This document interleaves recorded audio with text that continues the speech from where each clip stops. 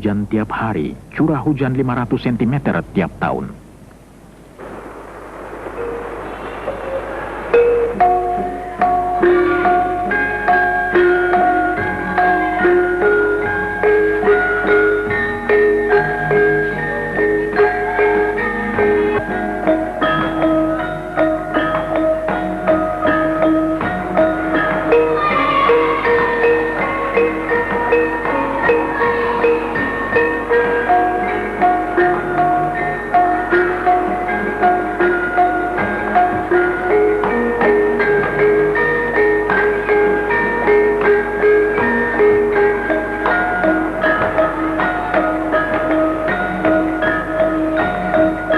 Namun semangat tak luntur dan pekerjaan proyek jalan terus.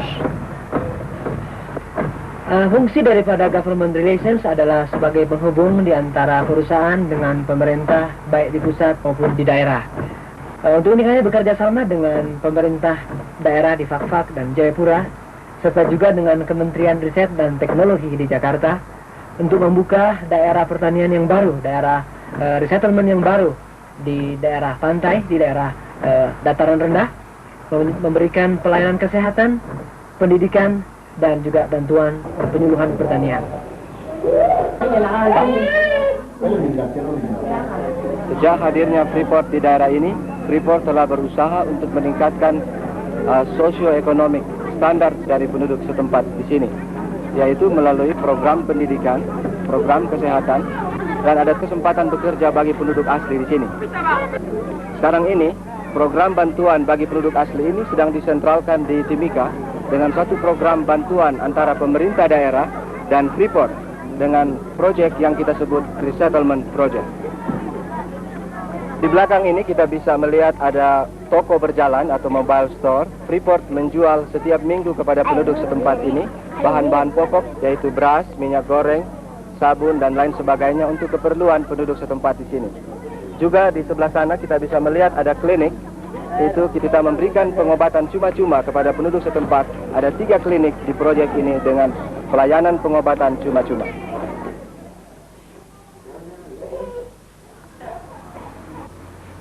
Para perawat dari Rumah Sakit Tembagapura mengunjungi klinik-klinik beberapa kali seminggu untuk mengobati penduduk asli.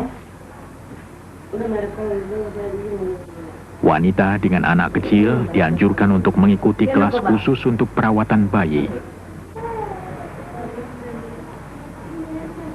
Suku Damal dan Amungme yang paling banyak berhubungan dengan proyek.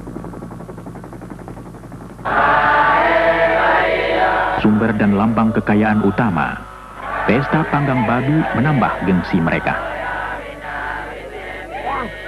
Perusahaan membagi-bagi benih pangan baru pada mereka dan mengajar cara bertani yang lebih produktif.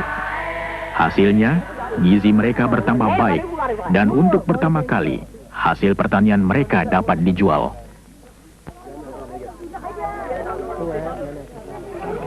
Dengan masuknya proyek ini ke daerah ini, tentu akan menimbulkan sedikit tegangan karena kita membawa teknologi yang zaman luar angkasa ke daerah yang terbelakang. Sekarang juga dengan bekerja sama dengan pemerintah, kita lagi mengusahakan apa yang kita namakan proyek resettlement, yang merupakan suatu proyek yang besar yang berhubungan dengan adanya proyek ini di tempat ini.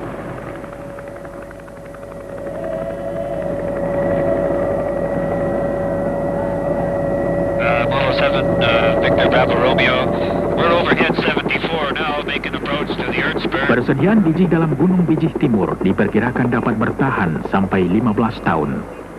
Untuk mengelola tambang tersebut diperlukan sistem penggalian yang rumit yang disebut block caving.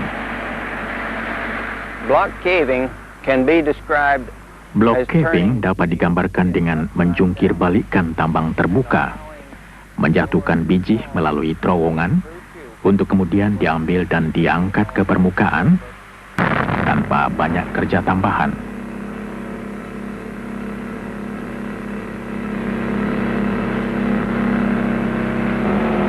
Pekerjaan ini dilakukan sepotong-sepotong. Bagian yang akan dilongsorkan dipersiapkan dulu. Di bawah tempat biji dibuatkan dulu terowongan.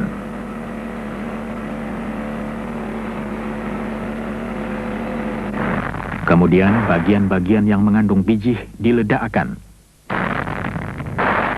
Ledakan ini menyebabkan lapisan yang mengandung biji kehilangan penyangga dan roboh.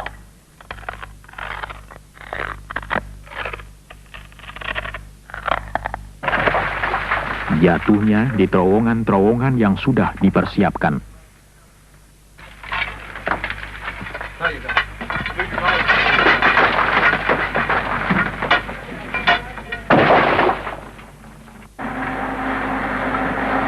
Dari sana, potongan-potongan diangkut ke tempat pengumpulan di luar.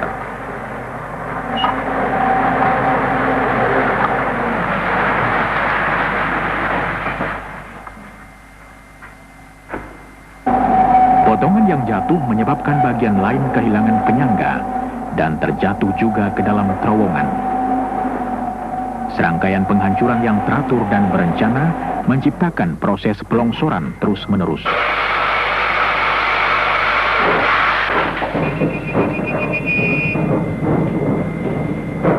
Kereta api listrik mengangkut biji ke tempat pengolahan.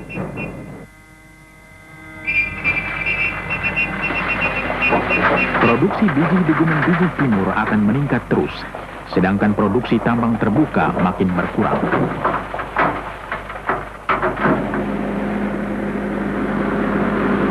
Biji kasar dari kedua tambang dibawa ke tempat penghancuran yang sama.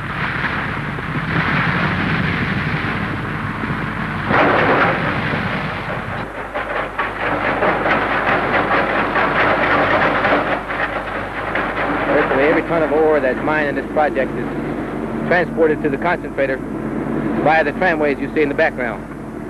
Tiap ton biji yang keluar dari tambang diangkut dengan kereta gantung ke tempat pemekatan.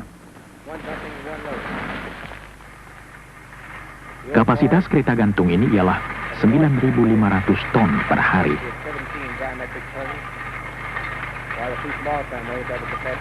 6 kereta bergerak terus-menerus, 1 diantaranya menuang, 1 diisi. Kabel gantung kereta tersebut panjangnya 58 km. Anda dapat mengerti bahwa kesulitan utama ialah memelihara sistem gantung ini. Tiap kabel diperiksa 1 kali seminggu. Hampir tiap bulan ada kabel yang perlu diganti.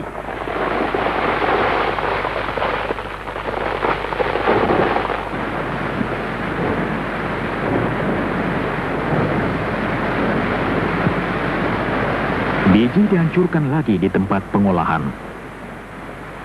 Kemudian ditambah air menjadi semacam cairan terdiri dari biji halus.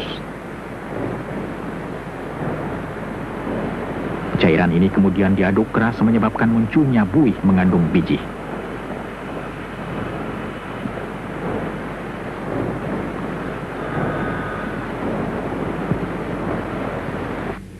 Bahan ini kemudian diperiksa dalam laboratorium untuk menentukan kadar tembaga, emas, dan perak.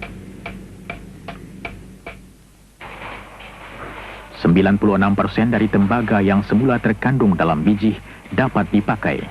Hasil yang paling tinggi di seluruh dunia.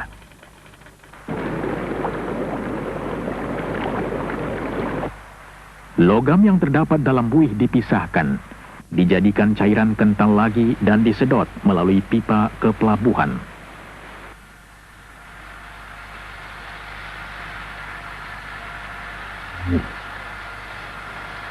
Di sana cairan dikeringkan dan konsentrat siap untuk diekspor.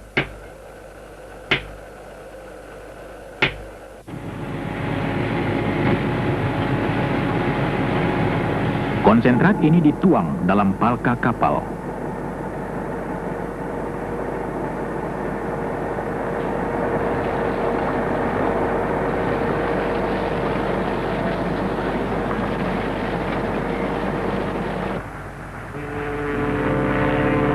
Karena muara sungai Tipuka dangkal, maka kapal hanya diisi sebagian. Kemudian bergerak ke tempat tambatan di lepas pantai.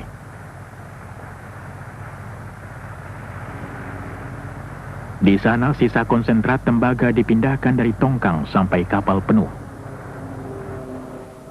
Juga Freeport mendatangkan kapal-kapal supply dari Australia yang membawa makanan plus bahan-bahan pelumas dan onderdil. Kemudian juga dari Singapura sekali sebulan, dan juga kapal tanker yang membawa diesel sekali sebulan. Rata-rata tonnage yang di handle di pelabuhan adalah 6.300 metric tons. Saya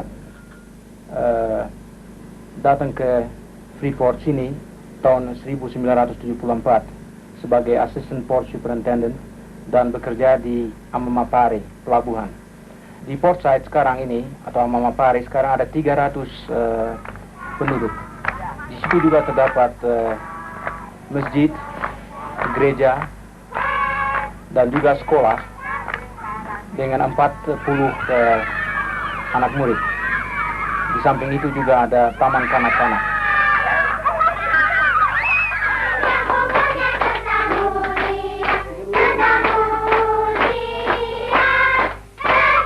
Pesta ulang tahun merupakan tradisi hampir seluruh dunia. Pesta bayi yang pertama lahir di Tembagapura baru-baru ini merayakannya. Sesuai dengan salah satu tradisi Indonesia, merantau, banyak lelaki meninggalkan kampung halamannya mencari petualangan di tanah yang jauh. Mereka datang untuk bekerja di proyek tembaga. Tetapi bukan hanya ini usaha mereka. Mereka membawa adat mereka, membangun masyarakat baru, dan memberikan warna baru, hidup dan vitalitas pada tanah jauh ini. Daerah ini betul-betul merupakan suatu daerah Indonesia mini, karena di daerah ini bekerja orang-orang Indonesia mulai dari Sabang sampai Merauke, dari ujung utara Sumatera sampai selatan daripada Irian Barat. Dan semuanya adalah bekerja sama untuk suksesnya proyek ini.